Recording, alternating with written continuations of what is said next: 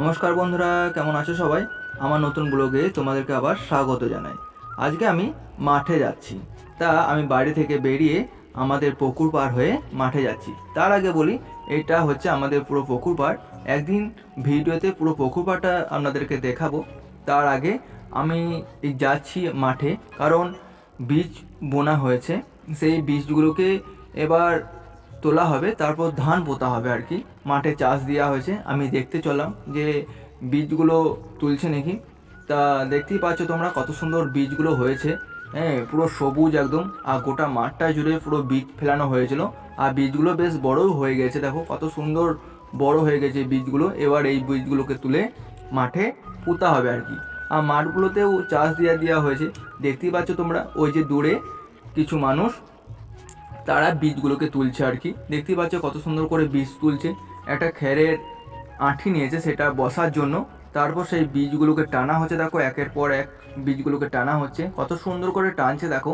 তারপর বীজগুলোকে হাতের মধ্যে মুঠি করে রেখে সেটাকে বাঁধা হচ্ছে। দেখো কত সুন্দর করে বেঁধে এক এক জায়গাতে ফেলে ফেলে দেওয়া হয়েছে। তা কত সুন্দর বীজগুলোকে তুলছে। তারপর এই যে জমিগুলো রয়েছে, জমিগুলো পুরো কাদানো হয়ে গেছে।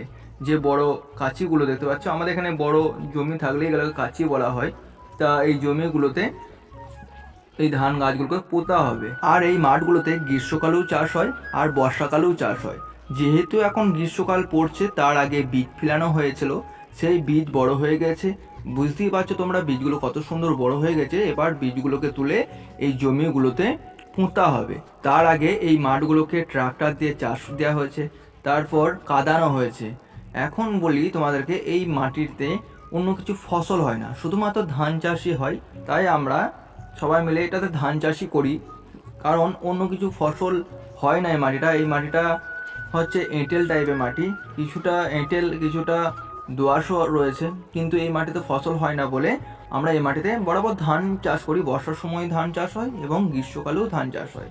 তা দেখতেই পাচ্ছ এখনও অনেকটাই পুরো বীজ তোলা আছে। এই তো সবেমাত্র বীজ তুলতে লেগেছে।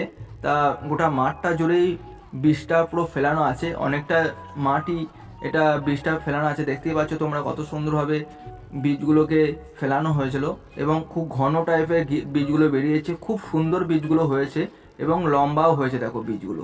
তা বন্ধু, যদি ভালো লাগে অবশ্যই লাইক কমেন্ট শেয়ার করবেন, এবং যারা নতুন দেখছেন চ্যানেলটিকে অবশ্যই ফলো করে রাখবেন।